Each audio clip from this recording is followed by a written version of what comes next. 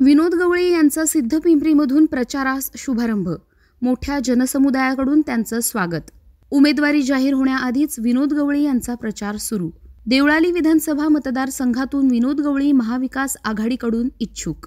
देवळाली विधानसभा मतदारसंघातून महाविकास आघाडीकडून उमेदवारी कोणाला मिळणार यावर अद्याप निर्णय होऊ शकला नाही. राष्ट्रवादी काँग्रेस शरदचंद्र पवार पक्षाकडून इच्छुक असलेले विनोद गवळी यांना मात्र महाविकास आघाडीचे प्रचारपत्रक छापून मतदारसंघात इच्छुक उमेदवार असा उल्लेख करणाऱ्या पत्रकाचं वाटप करून मतदारांच्या गाठीभेटी सुरू केल्या आहेत. महाविकास आघाडीकडून इच्छुक असलेले विनोद गवळी यांच्या प्रचाराचा शुभारंभ देवळाली विधानसभा मतदारसंघातील सिद्धपिंपरी गावातील ज्येष्ठ नागरिक आणि सर्वपक्षीय नेत्यांच्या शुभहस्ते मोठ्या उत्साहवर्धक वातावरणात संपन्न झाला. गणपती मंदिर, महादेव मंदिर, सप्तसिद्धेश्वर महाराज, छत्रपती शिवाजी महाराज, डॉक्टर बाबासाहेब आंबेडकर, भगवान गौतम बुद्ध यांच्यासमोर नतमस्तक होऊन विनोद गवळी यांनी संपूर्ण गावात भव्य प्रचार फेरी काढली होती. यावेळी गावातील ग्रामस्थ, देवळाली मतदारसंघातील सर्वपक्षीय नेते, पदाधिकारी, कार्यकर्ते, मतदार तसेच विनोद गवळी यांचा मित्रपरिवार मोठ्या संख्येनं उपस्थित होता.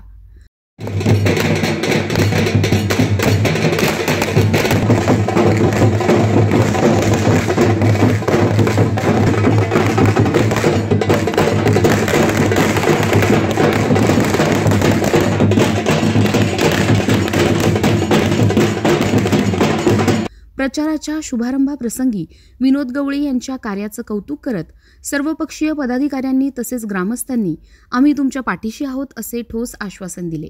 विनोद अन्ना गवळी आगे बढ़ो, हम तुम्हारे साथ हैं. विनोद अन्ना आगे बढ़ो, हम तुम्हारे साथ हैं.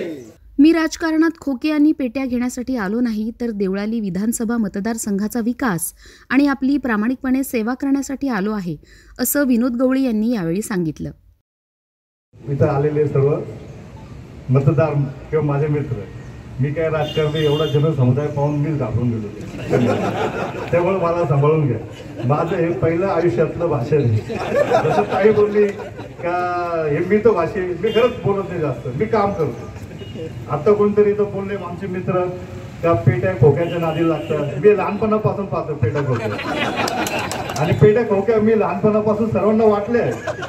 कुठलीही अपेक्षा न करता माझ्या पेट्या खोक्या या आहे सर्व, कोणीला 1 रुपयाला देता हे आलेले सर्व इथे. आज मला या सिद्धपिंपरी गावाचा एवढा अभिमान वाटतोय, यांनी मला स्वीकारले. इथं सर्व पक्षाचे नेते पहिल्यांदा इथं जमलेली ही पहिली वेळ आता असं मी मानतो.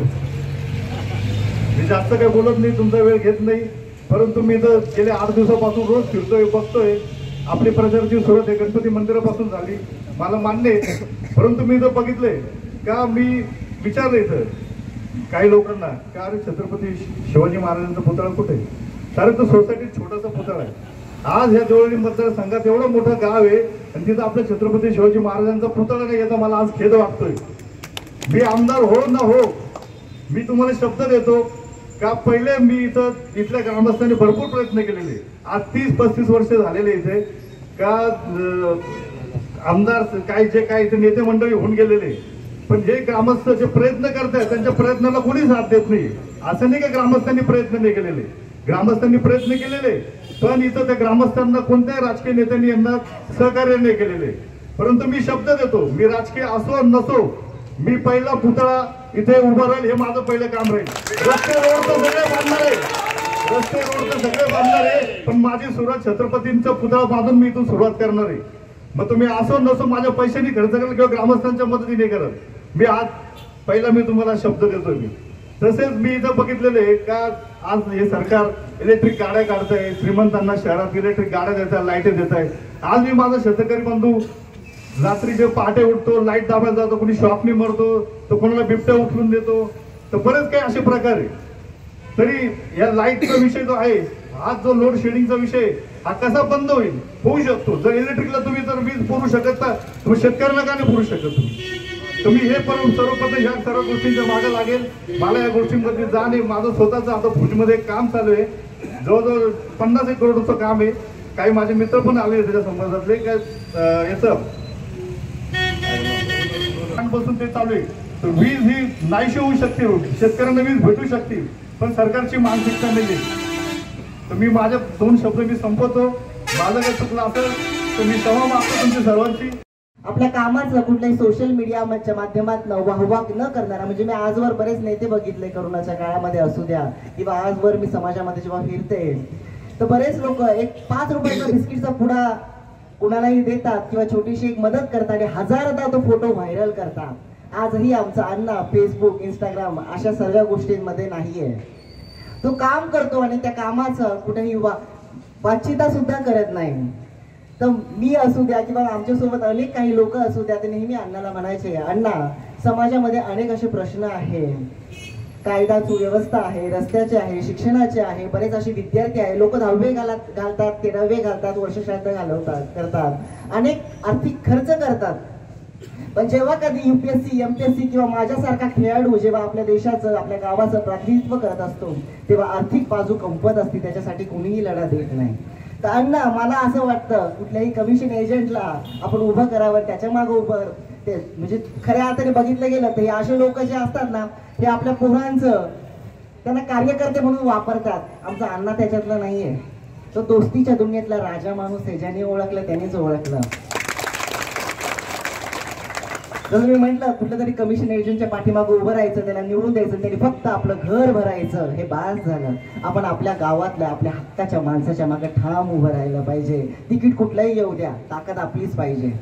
कोणाच्या पाठीमाग जेलेगिरी करण्यापेक्षा आपल्या घरातला माणूस मोठा झाला आणि त्याच्या पाठीमाग आपले लेकरं बाळ मोठे झाले, त्यांना 2 रोजगाराच्या गोष्टी मिळाल्या तर बास झालं. आपल्याला अजून काय पाहिजे? बोलण्यासाठी खूप आहे आमच्या अण्णाबद्दल. वेळेअभावी मलाही पुढचे कार्यक्रम आहे. निश्चितच आपण सर्व गावकरी एक आशीर्वादाच्या रूपाने, मोठ्या भावाच्या रूपाने अण्णाच्या पाठीशी उभं राहावं. मी जो अण्णा हा व्यक्ती पाहिलाय तो कुठल्याही संसार गाळ्याच्या चौकटीत न अडकणारा माणूस आहे. तो आझाद आहे. तो फक्त समाजासाठी ठामपणे उभा आहे आणि निश्चय केलेला आहे की ही चौकट मोडायची आणि माझ्या भावांसाठी, माझ्या बहिणींसाठी कार्य करायचं.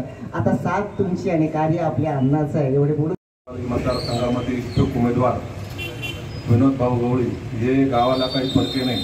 20 वर्षापासून गावाशी संबंध आहे त्यांचे आणि देवळाली मतदारसंघात 24-25 उमेदवार जर असले, 25 उमेदवार एक बाजूनं आणि एक विनोद भाऊ एक बाजूनं, एवढा चेहरा आणि स्वभाव हा जरी सर्वांना माहीत नसेल परंतु ठराविक लोकांना माहिती त्यांचा स्वभाव.